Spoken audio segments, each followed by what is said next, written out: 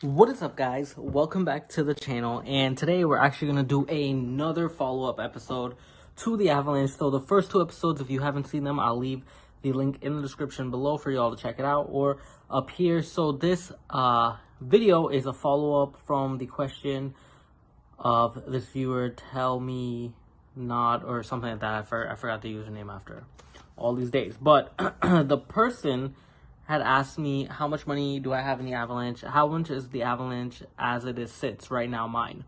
So I made a video on that. Then yesterday I made a video on how much I've actually spent, and I totaled it up and did my calculations there and put a video out on that one.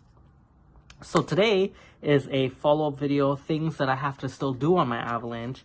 How much it's going to cost, I'm not 100% sure, but these are things that I actually have to do, little checklists, so you all can actually look forward to videos like that coming out in the near future.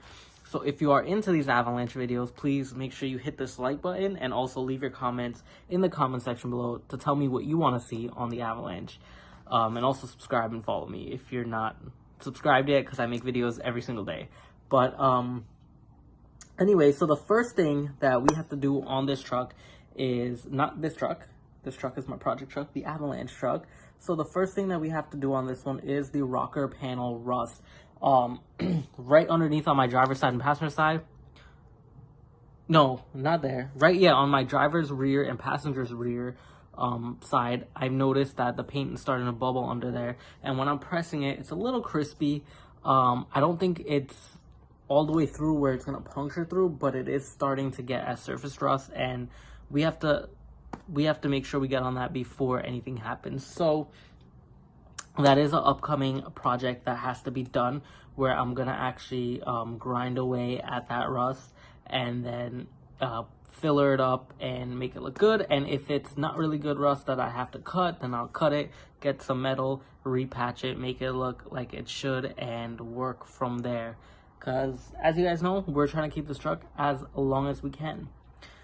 The next thing is the LED light install on my running boards. Now, I still have the LED lights, which are up on my toolbox. I can actually see them right now, and we have to put them across my running boards on the truck. And if you're asking me why am I pointing over there, that's because the truck is sitting right over there. So we have to put the LED lights on the running board, so every time I press the unlock button, the running boards light up as well, so we can see where we're walking. And that's something that I'm planning to do, so you can look forward to that episode, because it will come out soon as I'm done with this beast here.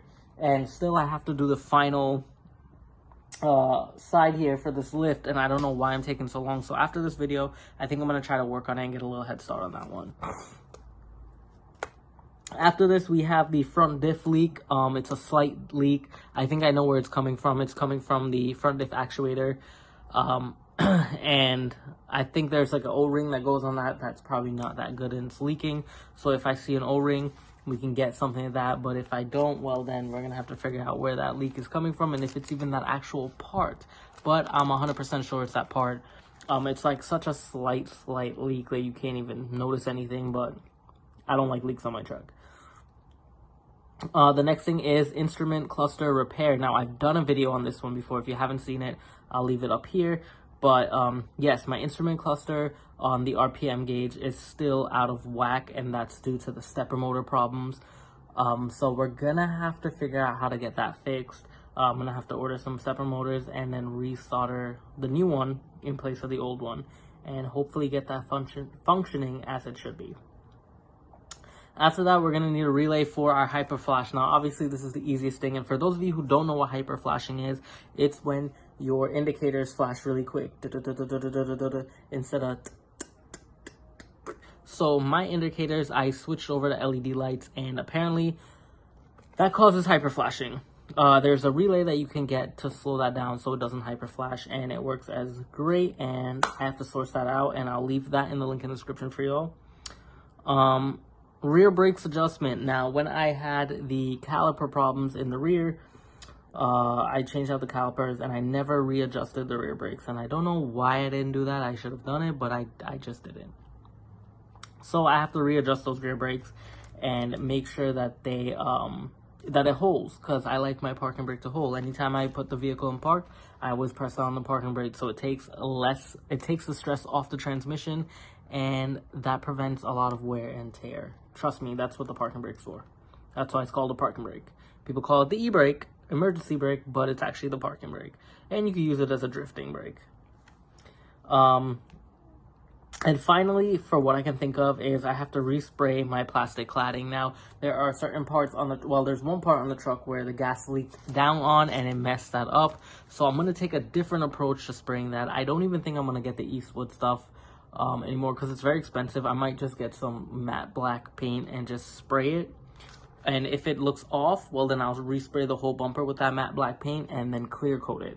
So that way I don't have the issue again.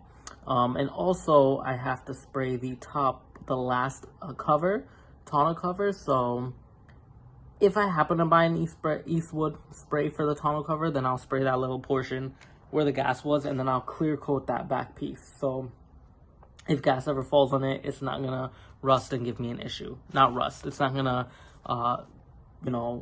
wither down and give me an issue. So, that is everything that I have to do on this truck so far. That I remember. But I hope you guys enjoyed this video. Like I said, that's all I got to do on this truck as far as I know. We're going to try to keep this truck as long as we can. I know you guys love these videos, so if you did, leave a like on this video. Also, leave your comments in the comment section below, and make sure you subscribe and follow your boy, because I make new content every single day. And with that being said, I'll see you later.